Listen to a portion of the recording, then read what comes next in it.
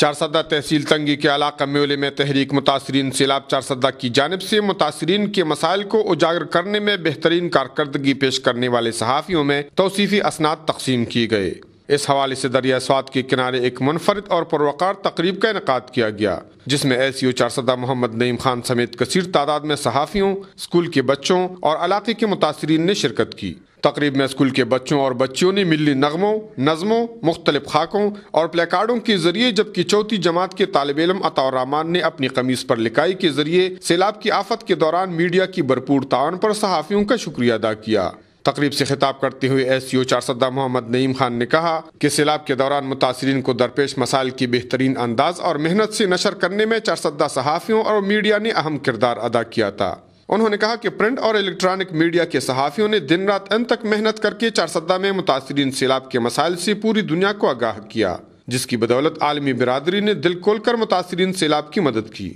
تحریک متاثرین سیلاب کے صدر جواد جلال خان نے کوہستان کے MNA محبوب اللہ جان اور وفاقی وزیر اطلاعات فردوس عاشق آوان کا شکریہ ادا کرتے ہوئے کہا کہ علاقہ میولے میں سیلاب سے بچاؤ کے منصوبوں پر کروڑوں روپے خرچ کیے جا رہے ہیں، جو چارسدہ کے صحافیوں اور پاکستانی میڈیا کی بہترین کارکردگی کا نتیجہ ہے۔ تقریب سے دیگر مقررین نے بھی خطاب کیا۔ کفایت اللہ، A نیوز، چارسدہ۔